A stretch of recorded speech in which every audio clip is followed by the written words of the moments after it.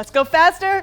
Jurassic World Dominion is the final Jurassic World installment and the only one in an actual world that's gone Jurassic and Cretaceous. Directed by Colin Trevorrow, the sixth film in the Jurassic Park universe completes the current story arc along with our old friends from the Jurassic Park films. Today's Canon Fodder is presented by Universal Orlando Resort and will break the ending down plus illegally hatch all the dino-sized Easter eggs we could find. But before we get into it, I do have to warn you, we're about to spoil this entire movie, so if you haven't seen it yet or just don't want to know, now is the time to shield your eyes as if a Dilophosaurus spitting venom is right in front of your face.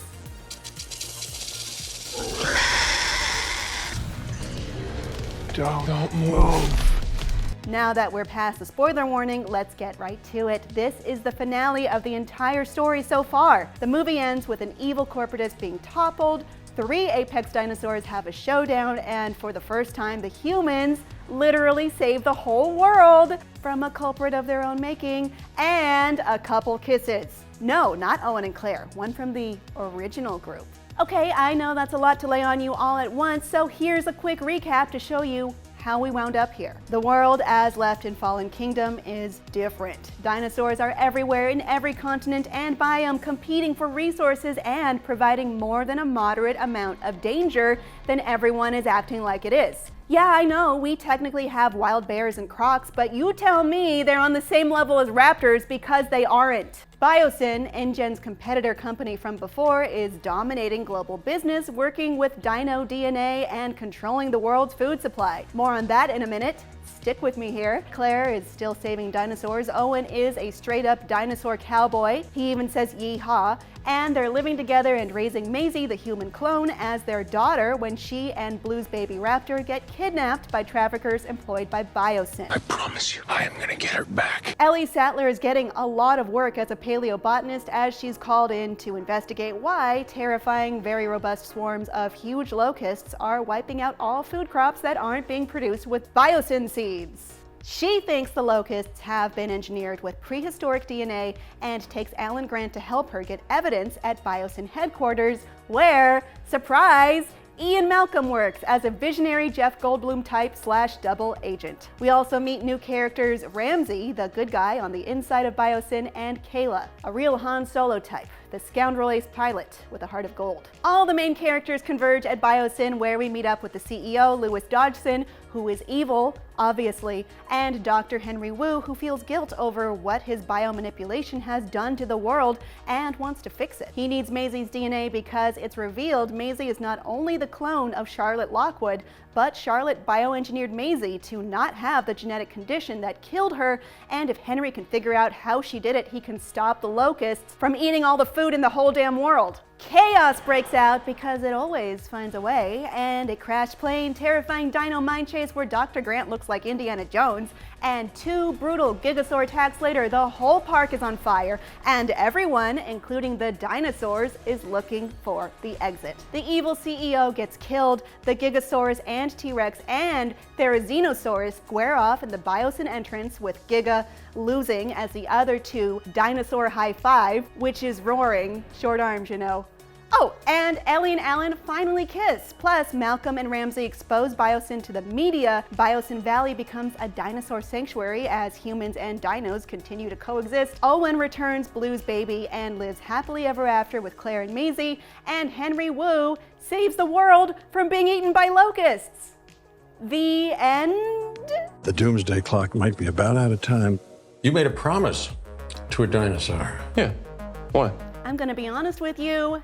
This story is basically wrapped. There is no end credits scene at all to underline that point. There is a wrap-up video about how we are all part of a fragile ecosystem that depends on all living things, and we have to coexist. This seems more like a non-dino metaphor, but okay. Owen and Claire have their stories tied up pretty much. They're together and happy with their adopted daughter and raptor family, safe and sound. There is room to go forward with new characters possibly because the concept of dinosaurs contending with humans globally isn't deeply explored, as most of the action takes place in the Biosyn Dinosaur Valley. There is an opening to possibly follow Sattler and Grant as they continue the work of paleontology and fighting to protect the planet from more dinosaur-centric human greed run amok while falling more in love, which I would watch. You didn't come out all this way just to catch up now, did you?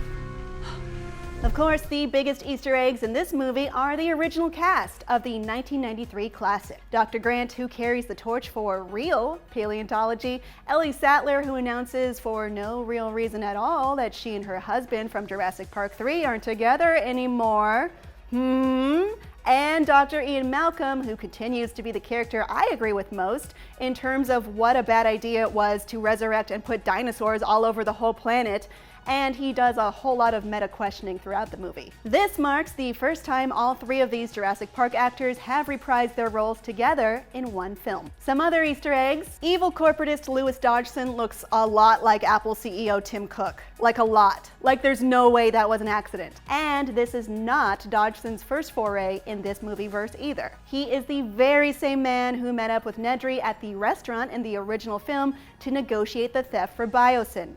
How do we know? Dodgson!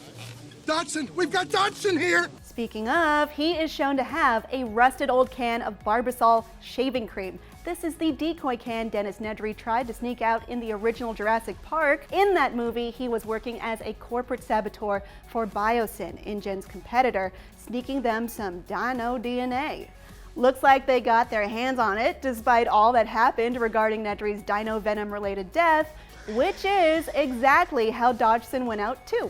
The T-Rex has been an enduring character in this movie series and is once again victorious in the final showdown. However, right before that, the T-Rex walks behind a circular water fountain, silhouetting itself to look exactly like the Jurassic Park logo. Some of the InGen characters from past Jurassic World movies return, no longer working for InGen, but in intelligence. This notably includes Omar Sy's Barry Semben, who formerly trained raptors with Owen, and a quick shot of Lauren Lapkus as Vivian Krill, who formerly rejected a kiss from Jake Johnson. Remember how Ian distracted the T-Rex away from the children in the original Jurassic Park by waving the flare?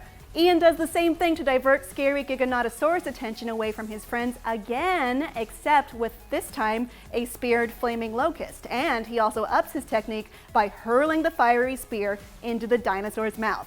It's pretty badass. Universal Pictures originally released a prologue for the film online, and it was initially considered to be the first 5 minutes of Jurassic World Dominion, but that footage ultimately didn't appear in the final theatrical cut. But what did you think of Jurassic World Dominion, and where do you think the franchise goes from here? Let us know what you think down in the comments. And that is it for the story for now. Thanks for watching this episode of Canon Fodder. For more Dino DNA, check out our review of Jurassic World Dominion, and remember to follow and subscribe to IGN wherever you like to watch. Keep it steady!